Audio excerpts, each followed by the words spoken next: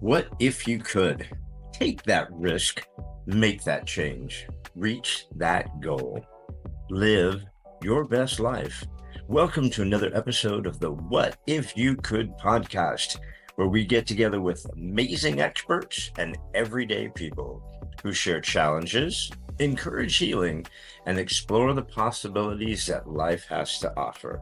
I'm your host, Gary Scott, and I'm excited that you're along for the ride. Hey, everybody. Welcome to another episode of the What If You Could podcast. And today, my guest is going to help us all live to be 120 years old or more. We might get more, right? So, everybody, please welcome Dr. Christine Boev. Hello, Christine.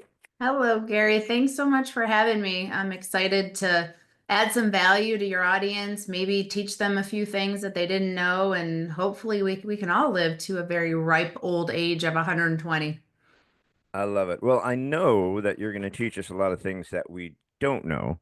Good. That's a given. And hopefully people can take some of the stuff we're going to learn today and use it and heal themselves. So, real quick, I'm going to read your bio. It's nice, short and sweet to the point. So, Mm. everybody, we have Dr. Christine Boev. She's a PhD prepared ICU nurse with extensive training and experience with health, wellness, fitness, and anti-aging. Christine's areas of expertise include metabolic health, supplementation, and use of alternative therapies to enhance cellular health. Her goal is to be able to maintain her current aerobic condition, including handstand pushups, Mm. when she is 120 years old. And that is awesome. I used to be able to do that until I trashed my rotator, and now I can't do that anymore. Oh, no. So welcome, welcome, welcome, welcome. Like I said, I don't have a lot of questions, and I appreciate you being here, but I do have my one question I always ask out the gate, and we're the What If You Could podcast. So I always ask my guests, Christine, have you had a what if you could moment? Is there a what if you could you'd love to share with the gang before we kick off? Yeah. So my big question is, what if you could age backwards? And I feel like with technology and with innovation and all of the things that we're learning about DNA and stem cells and like how to nourish your body, how to move your body, I think it is a very legitimate possibility. And I am continually exploring how to slow down that aging process and even perhaps back it up a little bit. So what would that look like? What would it look like as far as reversing the aging process? You're not talking about Benjamin Button, right? You're not talking about going back to being a baby, but you're talking about our cells and our DNA as they die off as we age, maybe keeping them healthy and even getting stronger as we age. Right. And my goal is so I just turned 50, which is a pretty big kind of landmark age. But to be completely honest, I feel the best I've ever felt. I feel the best I've ever felt physically, mentally. My mind is sharper. There's a lot more clarity. And some of that comes with wisdom, like some of that comes with life and going through the things that we've all gone through. I've been lucky. I haven't had a lot of injuries, so I'm not dealing with a lot of aches and pains and things like that. But what's possible in terms of my physical, mental, emotional, spiritual ability? And that's really what I'm curious about and what I study and I research and I teach.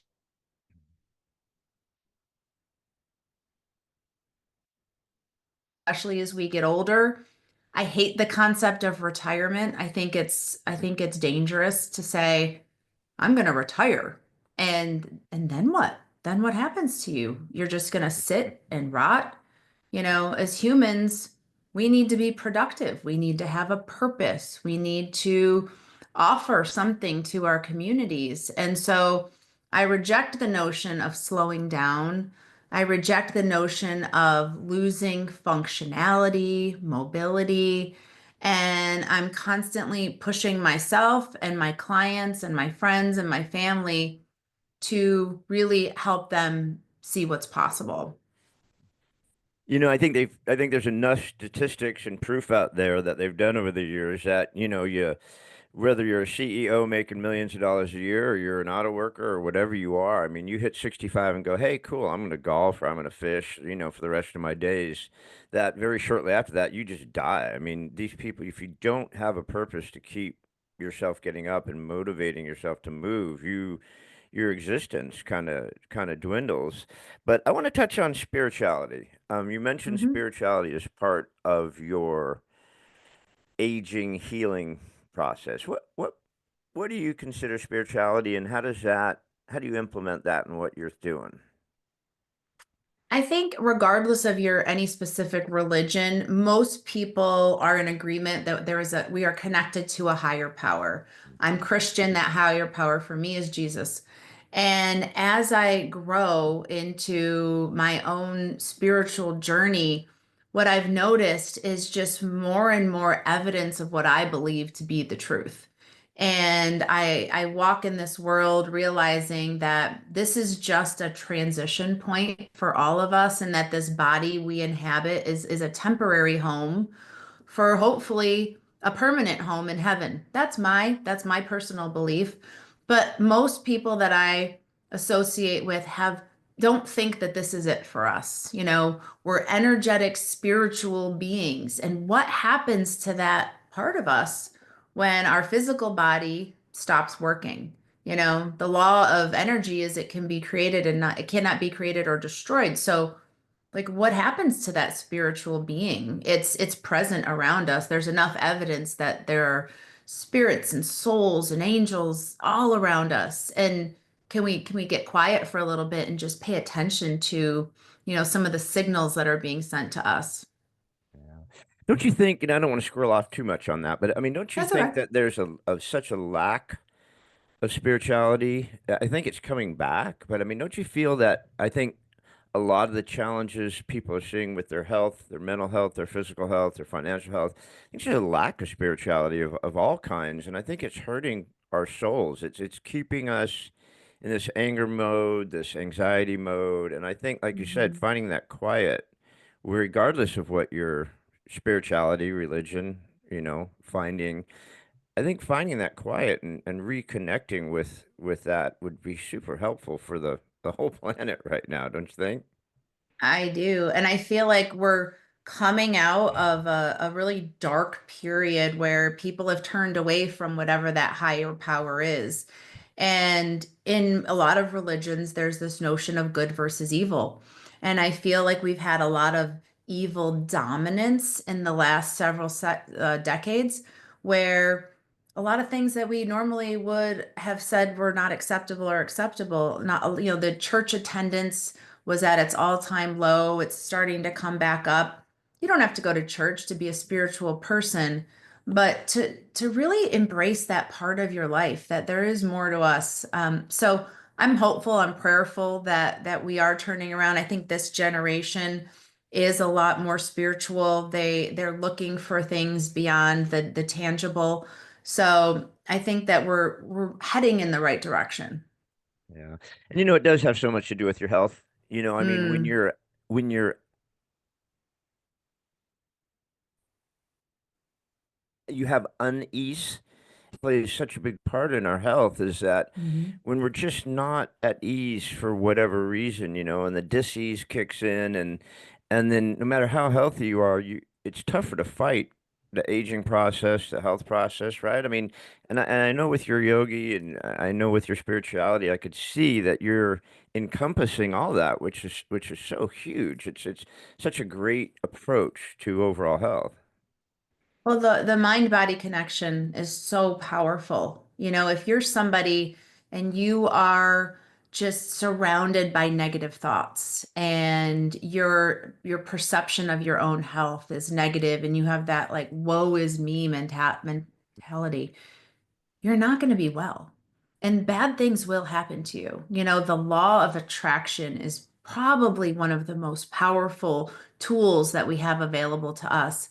Visualizing yourself being healthy and vibrant and really like feeling and believing that to your core, that is how people can transform. But if they are feeling that unease, that anxiety, that uncertainty, they're not living in gratitude, then they're going to be in a very unhealthy place holistically. So much of this, Gary, is in our control. We're in the driver's seat of our mental health, but it starts with realizing what we're grateful for.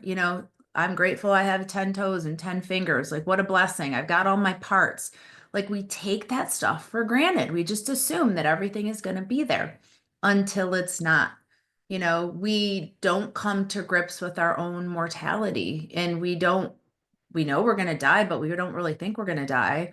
And so paying attention to that, I volunteer at a hospice home, and I do that to give back. I do that to contribute, but it makes you realize that everybody has an ending. And what are your regrets? What are the things you would do differently? Do you have any regrets? And just really having that perspective to live each day to the fullest. It's everything. Yeah, I mean, if you sit there manifesting how shitty everything is, it's hard to get pumped up to get up and walk out to the mailbox, and even just move at all, Yeah. and it's just movement is so important, and it's so difficult if you're just like you said, woe is me, staring at your navel, focused on all this bad that's going on. It's almost impossible to move, you're paralyzed, and if without movement, we can't heal.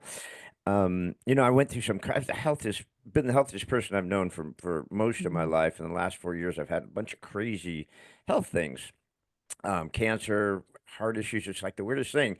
So Mm. I stepped back and was like, what's the universe telling me? What's changed that's kind of set my course off, and a lot of times when we get hit with these medical things or financial things or something like that, there's a message there, right? I mean, even negative Mhm. things we can learn and grow from and take, like when you visit these people in these hospice places, I mean, you get to talking to some of these seniors and they're just like amazing people and they're just Mhm. locked away in these places and it's tragic, right? It really is. We had a client she's a nun, but lived the simplest, most beautiful life of just gratitude, and just like the it just reminds you, like, you don't need a lot of stuff, you know? It's not about accumulation of possessions, it's about accumulation of experiences, and just being in her presence at the end of her life was so beautiful because she's like, this is what I've been living for. I've been living to go live with Jesus. And I'm like, oh my gosh, that's an incredible perspective. So yeah, it's all about what, like you said, if you think your life is shitty, it's going to be shitty. If you can Yeah. find something to be grateful for, it's going to turn around, because you can't be grateful and angry at the same time. Those emotions don't coexist. Yeah, and then, manifesting, like you said, I mean, Hmm. manifesting is such a huge thing that we just focus on negative stuff. Where they say 70,000 negative thoughts a day, that you have to fight against, and the battle's real. Whether it's a battle for evil, whether it's a battle for beating social media, or battle for some of the crazy stuff going on, it's a battle, and you have Hmm. to, you can't be, you can't be you have to be aggressive to fight it, right? I mean, you can't just be a victim. You can't just say, "Oh, well, hopefully things work out," right? I mean, you have to go after it. And with what you're doing, I mean, you're giving people plans, you're giving them health plans, you're working with them obviously mentally, physically, emotionally.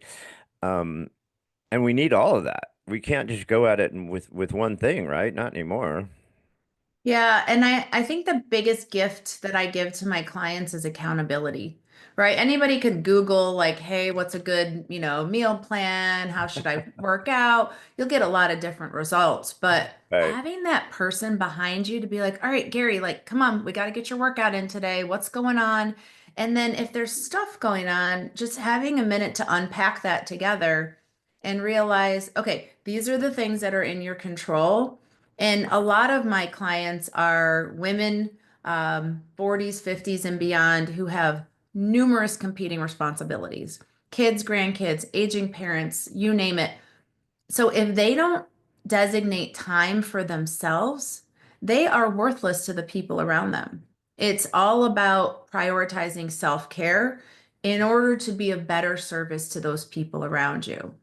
People don't understand this concept of energy. It's like, oh, I'm so tired, I'm so drained.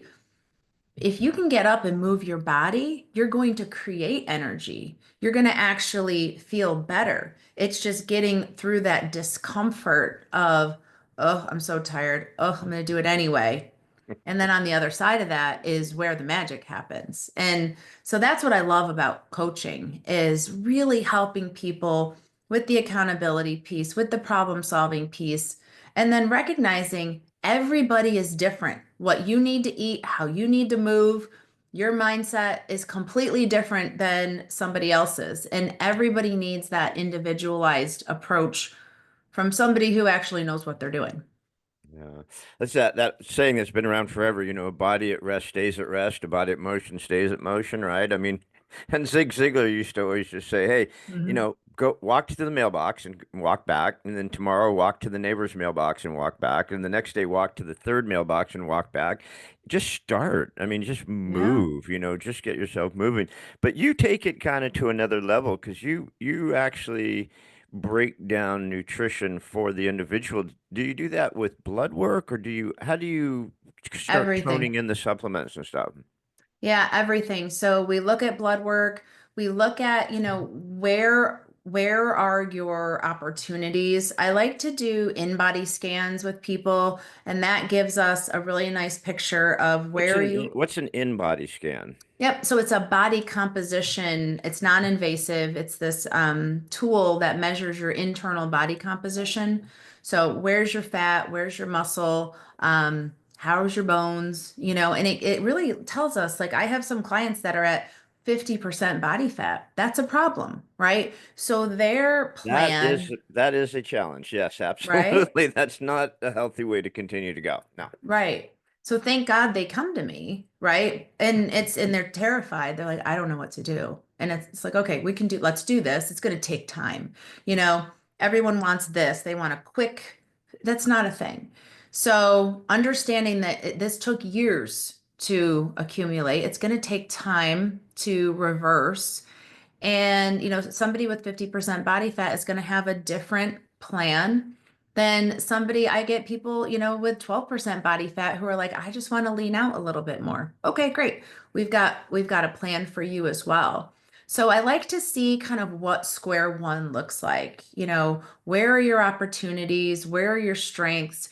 Do you have any previous injuries that we need to worry about? Everybody has some sort of back injury, arthritis in the hips, the knees, the shoulders. Everybody's got something that we need to pay attention to.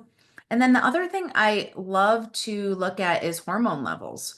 Where are your hormone levels? Because hormone replacement therapy is one of our best anti-aging strategies. So for both men and women, hormone replacement was villainized for so long, like, oh, it's going to cause cancer and blood clots and all these things. And those myths have been debunked. There's really good science supporting the use of hormone replacement. So, like, let's figure out what those opportunities are because if your hormones are balanced, you're gonna feel better. So, I'm on hormones. I'm gonna be on hormones in my casket. I don't want to do anything that's gonna slow down the normal metabolic processes. And for me, it's my decision. It's a safe decision. It's a smart decision. Yeah. And if the pharmaceutical industry can't make money off it, they're going to poo-poo it every way they can. They're going to Oh, just beat the crap out of it because they've got to demonize it, so you don't do it because otherwise you won't use their crap, which is killing you. I mean, I don't want to mention this one product because I got my ass kicked from doing an episode knocking uh-uh. this one product, but this magic pill that's out there now that, you could lose 50 pounds in a month is Hmm. madness to me. I'm like, I I don't I get you want instant results, right? So it'll keep you going. And people say, well, I just use it for a little bit just to get that initial drop in weight, and then it motivates me to Mm, work out and stuff like that. I'm like, there's a better way, right? I mean, this quick yeah. fix drop 10 pounds a week thing is really scary and dangerous, right? Well, so we're not going to say a drug, but you're talking about the category of GLP-1 medications in general. And Yes. we can talk about that without saying anything. It's very There's a lot of research now, and for the drug was designed for people who were diabetic, and what they found was it did a great job of lowering your hemoglobin A1C, but it also suppressed appetite, and those people lost weight because they simply weren't as hungry. So I kind of have differing opinions on this. I think for some people, it might be a good idea. Those people that are morbidly obese who've tried everything, they really have done what we've asked them to do, and they just need that extra nudge. Because what we know is if you're obese, your risk of dying of every single cancer, heart disease, Alzheimer's, diabetes, I mean, it's off the charts.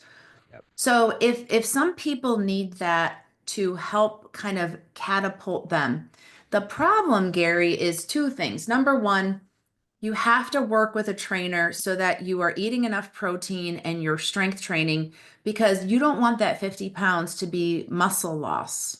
Yeah. Okay. Muscle is your anti-aging organ. If I'm going to live till 120, I need to maintain a decent amount of muscle on my frame. It's critical. So if you lose 50 pounds of muscle, you're just stepping into the grave. So you've got to work with somebody who's going to help you understand your protein needs, understand your macronutrients, and have you picking up the weights. Then you need an off ramp. So then once you've kind of hit your goal weight or whatever you want to call it, then you have to taper off those medications and have a lifestyle that is incorporated that is now your new normal, because you don't want to stay on these medications forever. That's Mhm. not the point. But I do think they can be helpful for some people. And I have a couple clients who are doing really well. And, once they hit their goal weight, they're going to start tapering off. But in the meantime, they understand how to fuel their body, they understand how to move their body. And I think they're going to be really successful.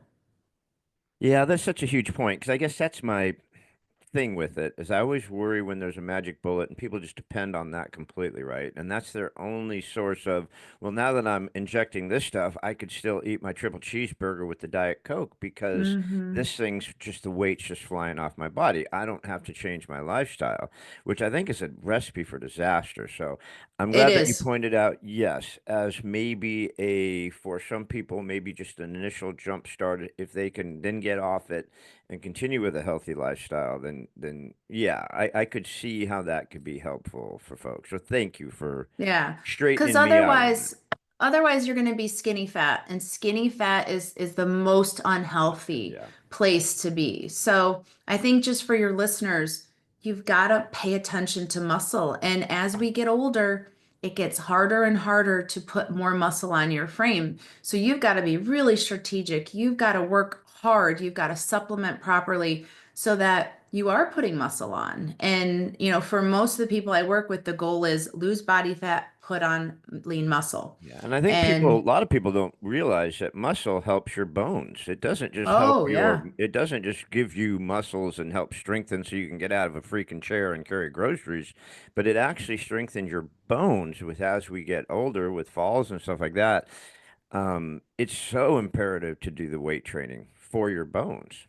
absolutely. So a lot of people that I work with already have osteopenia. Osteopenia means you have weak bones, and that's like what happens right before osteoporosis, which is now your bones are so weak, if you fall, like you said, you're going to break your hip.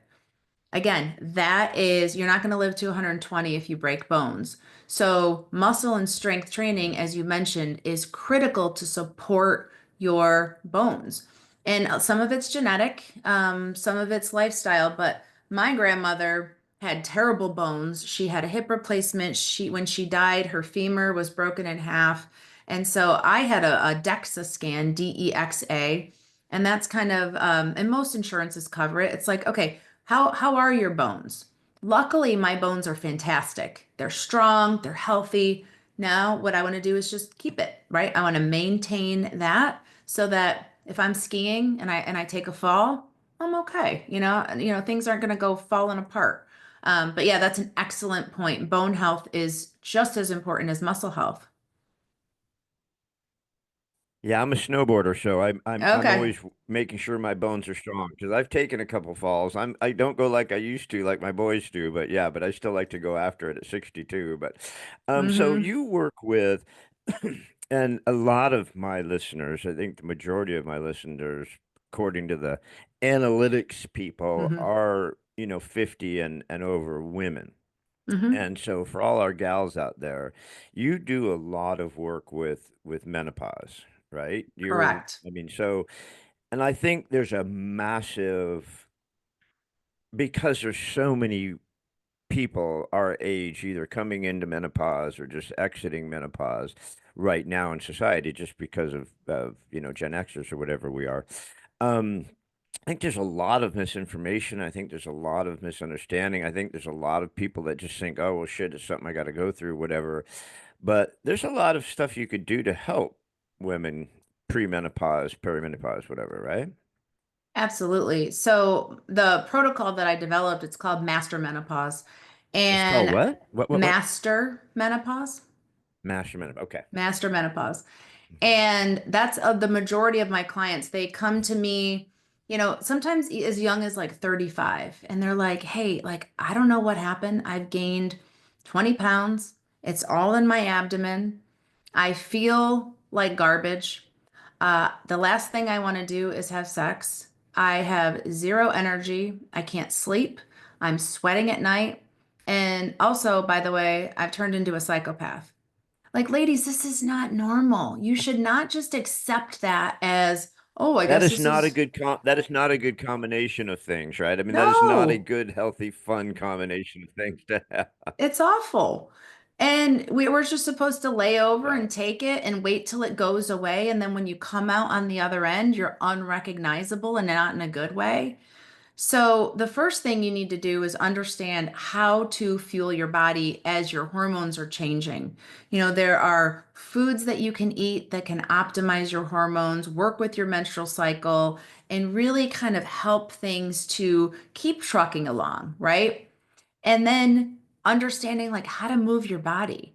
For years, women, all they did was a bunch of cardio. They spent time on the cycling machine, the elliptical, and all that does is makes you inflamed. It causes you to store fat. And I made all these mistakes. So I made all these mistakes. I figured it out. And now I teach everybody what I learned so that they can avoid that period where, I was 20 pounds heavier. I was a miserable psychopath myself. Ask my husband.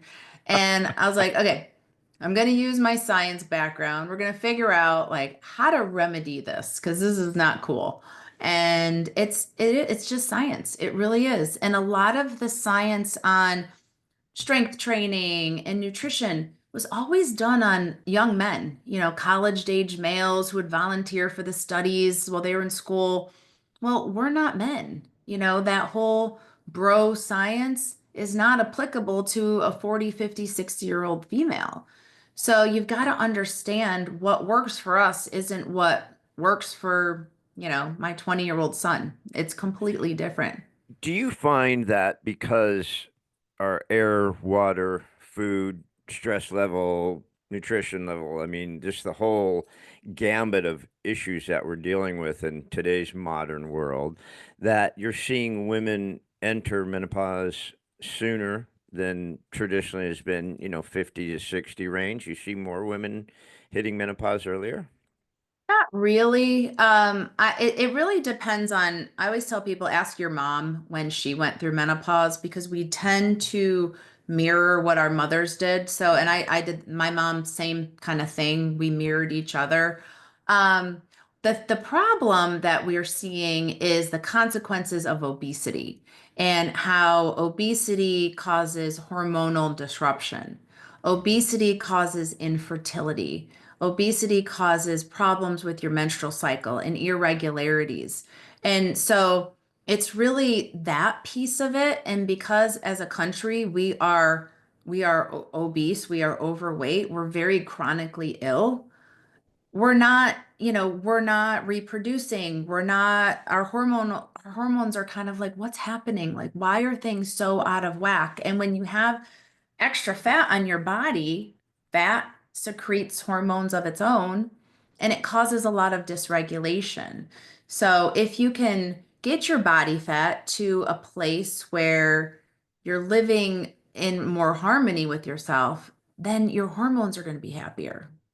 Yeah, and it's such a mindset. We can't just Hmm. sit at home scrolling Facebook, ordering Grubhub, and then wondering why nothing feels good and why we can't get up and move and stuff like that. But my I experienced menopause, not personally, but with my wife.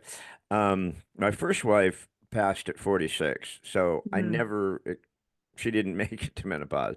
So when I remarried 10 years after my wife had passed, my new wife was smack dab in menopause.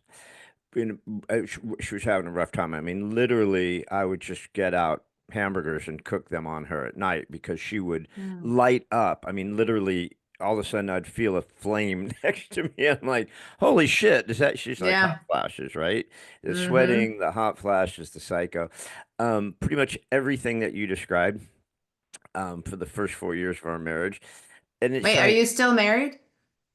I get asked that a lot. I don't know. I keep telling her I think she's trying to kill me because since we've been married, I've had cancer, heart issues, and all this stuff that I Uh, never ever should have had. It's just like yeah, it's just the odds of me having that are like zero, right? So I'm like, right. you are definitely putting arsenic in my coffee every morning. I'm like, just go, don't kill me if you need to Yeah. leave, right? But so yeah, it's an amazing phenomenon. I'd never seen it. Now I have a lot of girlfriends and friends who are going through menopause or just leaving menopause, just entering menopause. So I talk with them about it, but I've never like lived with someone going through it. It Hmm. is insane. I mean, it's the most bizarre, brutal thing that you gals may most mostly go through, right? It's crazy. Well, your whole life, your body is primed, right? We're made to reproduce. That's why and then once we're done reproducing as a species, we're kind of useless. And we make, I right? But wouldn't I it's wouldn't go as far as true. it's useless, but Well, but you know what I'm saying? Like right. evolutionarily, our job Yeah. is to reproduce and Yeah, then but that's guys it. can have babies now, so we don't need women to have babies anymore. Men can have babies. You really want to go there? We might want to avoid that topic. Um, So so yeah, so yes, women. So that is the purpose of menopause, I guess. Is that when you're leaving the fact you're not getting your period anymore, you're most likely not going to be bearing children anymore. So as you go right. into menopause, is it your body shutting those systems down? Is that what menopause Yeah. is? Yeah. So you're not making estrogen. Estrogen is your primary hormone of energy, of love and intimacy, of affection. And it's a very thermogenic hormone. So it helps us burn calories. And what happens starting at 35, it just starts to and then and it's gone. And so when that happens like that, and for some people it happens really quickly and they don't have a lot of symptoms, and then other people it's dragged out. For me, when I started feeling like that, I called my physician and I'm like, listen, I don't know what's going on, but this is not okay. We did a bunch of labs. I was in perimenopause. I'm like, okay, no, we're not doing this. And I take estradiol and progesterone every day. I feel great. I Is don't that have is that the cream, or is that injected? um so there's estrogen or estradiol. There's a couple of different ways that you can do it. The preferred way is just a patch that you put like on your anywhere for 3 days. Some people take it orally. I don't think there's an injectable form of estrogen. There are creams. Those are kind of difficult to dose. Once you click the thing, you don't know how much you get. Progesterone is a pill. Hmm. And if you don't have a history, I have no history of anything. It's been shown to be cardioprotective. It's been shown to protect against Alzheimer's disease. It's been shown to help with your cognition, your memory. So there's a lot of benefits. And not for nothing, like I feel good. I feel like myself. I have energy. So, you know, talk to your doctor, but everyone should have a conversation before just saying, like, I'm just going to deal with menopause because you don't have to. Yeah. And I think with what you're doing, the diet, the exercise, the spirituality, the meditation, yoga, the estrogen, the supplementation, I mean, all of these things are so crucial because, like you said, you don't just going to lay down there and take it. Go, well, it's what we go through, so I'm just going to sweat for the next 10 years. Screw it. What am I going to do, right? Why? I mean, why? I mean, Right. it's like a lot of my friends, I'm 62, a lot of my guy friends now are starting to get testosterone injections. Hmm. And I'm like, dude, why don't you lose 30 pounds or 40 pounds first? Why don't you try getting rid of that fat ass belly, right? Because especially if you got the hard belly, which is really bad. I'm like, instead of jabbing yourself, I go, I don't have wood issues in the morning, right? Hmm. If you do, it's because you're 50 pounds overweight, bro, and you don't move. So let's try other things first, right? That's for guys. But for gals, that's probably not enough to hold off what you guys go through, right? Yeah, because your ovaries just get old and they stop working. So it's different. Testosterone is if you, as a man, like you said, get rid of the fat, put on muscle, your body is going to make more testosterone naturally. Muscle is a place, your testicles make testosterone. So the places where you make it still work pretty well. So you absolutely can. There are some people though that just have a low baseline testosterone. And I would, again, talk to your doctor, get your labs drawn, see where you're at. There are some supplements that can help to increase your testosterone. There's ways to help increase the way you produce growth hormone that are natural. So there's a lot of different options before you have to inject yourself.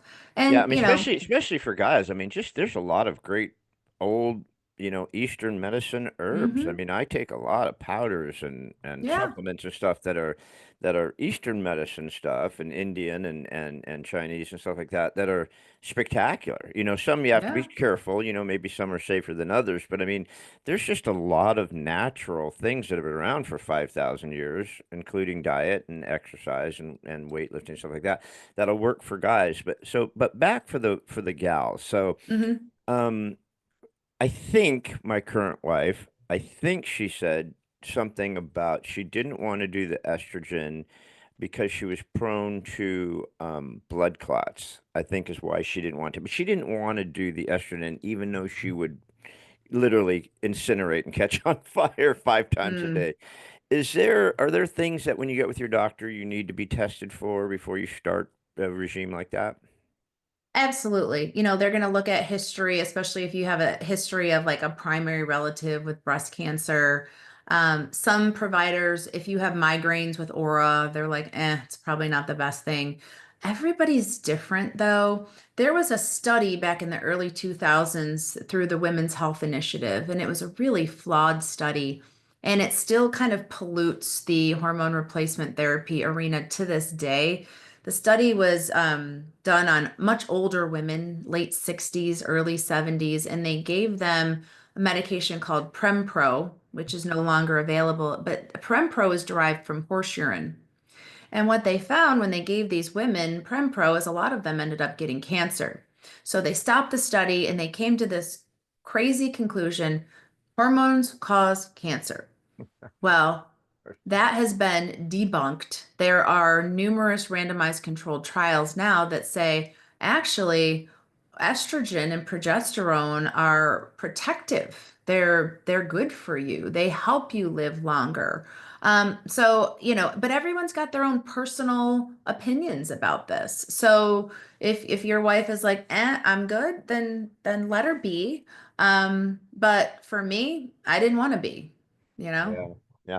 Well, I'm not a let it be her kind of guy. I'm a go Yeah. down the rabbit holer kind of guy. Mm-hmm. And she's super fit. I mean, we scuba dive, we snowboard, we do all sorts of work out. She's super fit. So I'm like, look, then let's start looking into different herbs, different medicines, different things that will help. Obviously, won't stop it like maybe estrogen would, but there's some things that are going to help take it away, like uh, uh, black cobalt and some. There's a lot of different herbs and stuff that will help reduce a lot of her symptoms, and they have. I Hmm. mean, they've worked really well. So say I'm a gal. I'm coming into this like you felt it coming on. You're like, so you go. So what would you recommend? Do you go to someone like yourself? Or do you go to your doctor first, or do you go to someone like yourself who is more rounded in her approach to the menopause Hmm. thing? I would start with your OBGYN. And again, you got to work with somebody who is up on the latest research and understands, hormones and really understands. There's some OBGYNs that are kind of old school and they're like, nah, you don't need it, you'll be fine. And then I would just go get a second opinion. The reason I would start with your OBGYN is because that would be covered under insurance. There are a lot of out-of-pocket places that clinics and things that do hormone optimization therapy that aren't always covered by insurance. So it really depends on, what your finances are. I wouldn't pay for things if you don't need to. It doesn't make a lot of sense, which is why I would start there. Yeah.